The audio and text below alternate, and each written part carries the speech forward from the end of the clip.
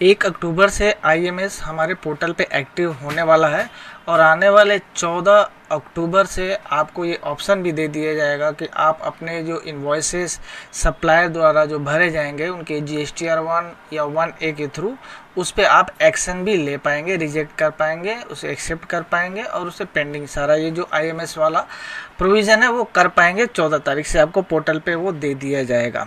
तो वो सारे कौन कौन से ट्रांजेक्शन है जो आपके GSTR 2B में डायरेक्टली हिट करेंगे लेकिन आपके आईएमएस में रिपोर्ट नहीं करेंगे, वो आज के इस वीडियो में हम लोग जानेंगे।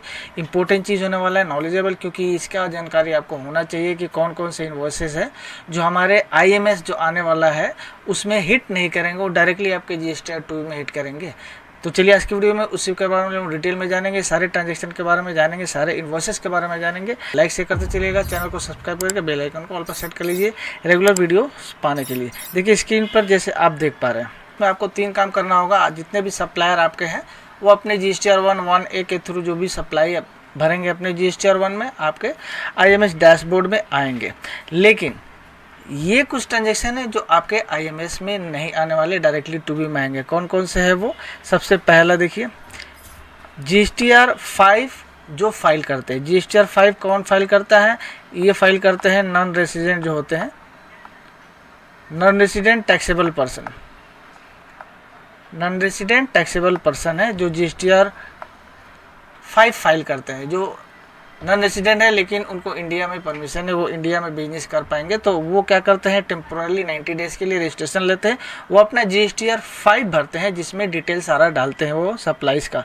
तो ऐसे अगर कोई सप्लायर है आपका, तो अगर GSTR 5 भरता है तो आपके आईएमएस में वो बिल्कुल ही नहीं आएगा, वो डायरेक्टली आपके 2B में रिफ्लेक्ट करेगा। ठीक है, सबसे पहला। उसके बाद GSTR 6 जो भरता है, GSTR 6 कौन भरता है? GSTR 6 भरता है आपका इनपुट सर्विस प्रोवाइडर जो होते हैं, इनपुट सर्विस प्रोवाइडर ISP जो होते हैं, जो इनपुट सर्विस प्रोवाइड करते हैं, वो GSTR 6 भरते हैं।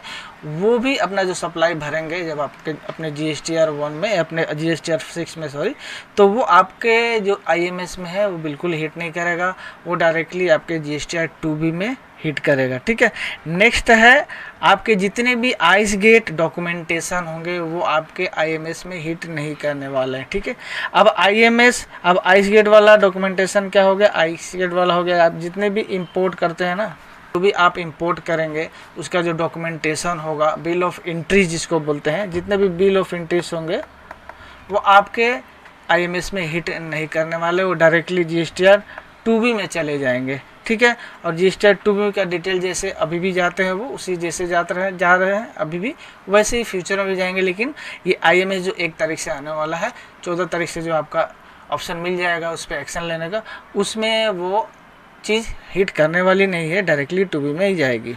ठीक है, नेक्स्ट हो गया भाई RCM रिकॉर्ड है। RCM रिकॉर्ड जो होते हैं यानी कि RCM रिलेटेड जो ट्रांजेक्शन हिट करते हैं GSTR 2B में, वो आपके आईएमएस में नहीं आएंगे। अब कौन कौन से ट्रांजेक्शन RCM में जाते हैं?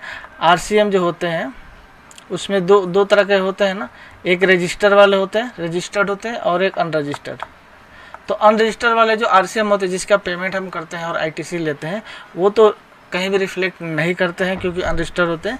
जो रजिस्टर्ड होते हैं ना, वो GSTR आपके 2B में हिट करते हैं, जिसके 2B में रिफ्लेक्शन आता है क्योंकि अपने GSTR 1 में वो दिखाते हैं, अपने रिटर्न में दिखाते हैं, इसलिए हमारे 2B में रिफ्लेक्ट करते हैं। तो जैसे 2B में रिफ्लेक्ट कर रहे हैं वैसे ही अभी भी करेंगे, लेकिन आपका ये जो नया जो सिस्टम आने वाला IMS एक तरह से, उसमें वो बिल्कुल ही नहीं रिपोर्ट करेंगे, नहीं रिफ्लेक्ट करेंगे, डायरेक्टली 2B में अभी जैसे होता है वैसे ही करेंगे। नेक्स्ट डॉक्यूमेंट वेयर ITC जो है इन एलिजिबल होता है, जहाँ पे ITC इन एलिजिबल होता है, कहाँ पे? जैसे पहला POS का जो रूल है वो अगर नहीं हो पाता, यानी कि प्लेस ऑफ सप्लाई मान लीजिए आउटसाइड स्टेट है, जिस स्टेट का आप रजिस्ट्रेशन है उससे बाहर का प्लेस ऑफ सप्लाई है, लेकिन लोकल का CGST और HGST बिल पे लगा हुआ है, वैसा कोई अगर आपके पास इनवर्ड सप्लाई आता है वो एलिजिबल होता है, क्योंकि place of supply outside state होता है, इसलिए वो उसका आप इनपुट टैक्स क्रेडिट नहीं ले पाएंगे। वैसे भी जो सप्लाईज है आपके आईएमएस में हिट नहीं करने वाले। दूसरा है इनेलिजिबल आईटीसी में क्या हो जाएगा, सेक्शन 16 सबसेक्शन 4 का ये सेक्शन होता है जो आपको बताता है कि आपका टाइम लिमिट क्या है इनपुट टैक्स क्रेडिट लेने का। तो टाइम लिमिट जिसका एक्सपायर हो गया है वो भी आप जो वो सारे इनवॉइस जो है आपके 2B में डायरेक्टली हिट करेंगे, आपके आईएमएस में वो हिट नहीं करेंगे। ठीक है, नेक्स्ट है document where ITC to be reverse on account of 37 rule 37A के अंडर में जो हम लोग रिवर्सल करते हैं उसका डॉक्यूमेंट जो होते हैं वो भी आईएमएस में हिट नहीं करने वाले हैं। तो ये सारे डॉक्यूमेंट जो है आपके आईएमएस में हिट नहीं करने वाले हैं। अपार्ट फ्रॉम दिस जो भी अदर नॉर्मल इन्वॉइसेस होंगे, सप्लाईज होंगे आपके सप्लायर्स के, वो सारे आपके आईएमएस में हिट करेंगे और आप अकॉर्डिंगली उसका आईएमएस 14 तारीख से आप उस पर एक्शन लीजिएगा। आपके एक्शन के ऊपर आप एक्सेप्ट कर सकते हैं, रिजेक्ट कर सकते हैं, उसके बेसिस पे आपका GSTR 2B बनेगा और उसी के हिसाब से आप अपना आईटीसी लेकर GSTR 3B फाइल कर पाएंगे।